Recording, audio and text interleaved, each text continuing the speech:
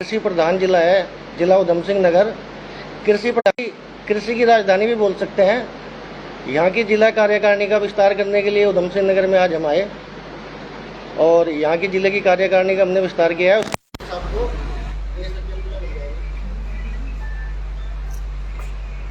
और क्या एजेंडा था आपका? किसान की समस्याओं पे आप क्या बात कर रखने वाले थे? शासन प्रशासन से आपको क्या मांग है?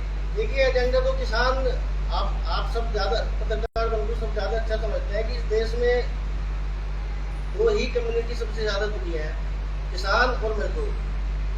77 साल हमारे देश को आज़ाद हुए हो गया है, लेकिन ना तो आज तक किसान आज़ाद है ना मजदूर आज़ाद है। मैं तो समझता हूँ किसान आज भी गुलाम है, कल भी गुलाम है। हमारी सरकारें हर उद्योग धंधों के लिए सब्सिडियाँ, अच्छी स्कीमें देती है, पर किसानों के लिए कोई सुविधाएं नहीं है। एमएसपी की लड़ाई लड़ते लड़ते हमें 12 साल हो गए हैं। 12 साल से बीजेपी सरकार से पहले जब कांग्रेस की सरकार थी, तब बीजेपी सरकार की कुछ लोग एमएसपी के लिए सरकार को बोलते थे कि भाई किसानों के लिए एमएसपी दी जाए। अब पिछले 11 साल से बीजेपी की सरकार है, तब भी किसानों को एमएसपी तक का, एमएसपी यानी मिनिमम सेल्स प्राइस, हम मानते हैं मिनिमम सेल्स प्राइस तक नहीं मिला है पूरे प्रदेश में। छुट करके लागू किया हुआ है, कहीं दालों के लिए लागू कर दिया, कहीं धान के लिए लागू कर दिया, बट एक 100% हर चीज़ के लिए कोई मिनिमम सेल्स प्राइस सरकार ने किसानों को नहीं दिया है। सुविधाएं किसानों के लिए सरकार जो करती है वो धरातल तक नहीं पहुंच पाती है, वो बीच में लग जाती है, कुछ प्रतिशत उनका जाता है। जैसे कि हमारा प्रदेश है, हमारे प्रदेश में जंगली जानवर और प्राकृतिक जो समस्याएं होती हैं जिनकी वजह से कृषि को नुकसान होता है, आज तक भी एक साल के लोगों के बीमे के पैसे नहीं मिले हैं। आज तक भी लोग चक्कर काट के दुखी हैं और सरकार कहती है कि हम एग्रीकल्चर को हाईटेक कर रहे हैं। अब हाईटेक कैसे होंगे? किसान कैसे हाईटेक होगा? किसानों के पास, हर किसी के पास एंड्रॉइड फोन तो नहीं है गाँव में, वो सब चीज़ें वहाँ पे देख लेगा। उसके लिए तो सरकार को अपनी तरफ से प्रयास करने पड़ेंगे, हर गाँव में अपने प्रतिनिधि भेज के किसानों को ट्रेन करना पड़ेगा, तब ये संभव है। आप इसके लिए आपकी रणनीति क्या है? हम यहाँ प्रेस कॉन्फ्रेंस कर रहे हैं, आपकी मीटिंग होगी, बादल पे आपकी क्या रणनीति है? कुछ धरना प्रदर्शन की मांग कर सकते, किस तरीके से आप इसको आगे लेके जाएंगे? देखिए, पहले प्रयास हमारा ये है कि हम हर गांव तक, हर किसान तक पहुंचे।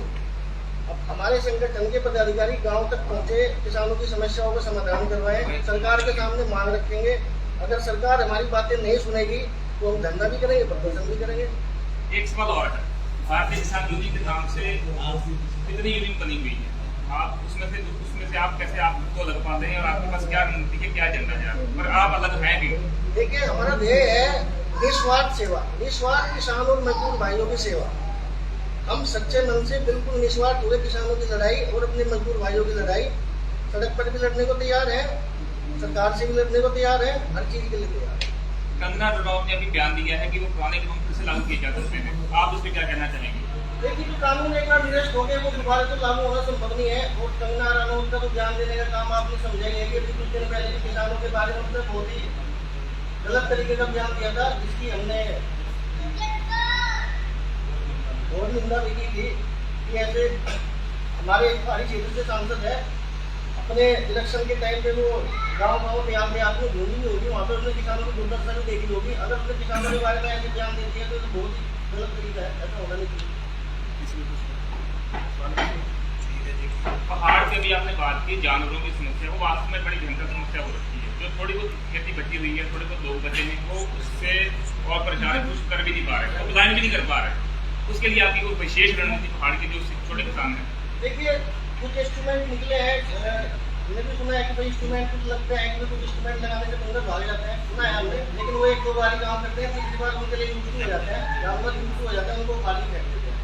तो हमारा प्रयास है कि हमारे संगठन के लोग गाँव में जाके इस समस्या का समाधान ढूंढने की कोशिश करेंगे और सरकार के साथ मिलकर कुछ न कुछ समाधान जरूर ढूंढा जाएगा। अपनी मांगे बनवाने के लिए जो किसानों जैसे कि सारी बात है, क्या आप दूसरी यूनियन के साथ भी संयुक्त ताकत बनना चाहेंगे, किसी ऐसा हिस्सा बनना चाहेंगे?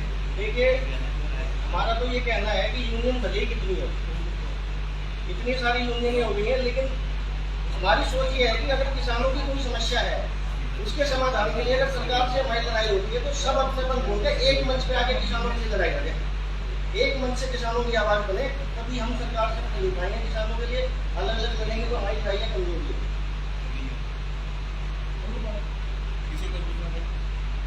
और किसी को आप लोग आप जिलाध्यक्ष को बोलना चाहते हैं? एक जी बोलना चाहेंगे? बैठिए।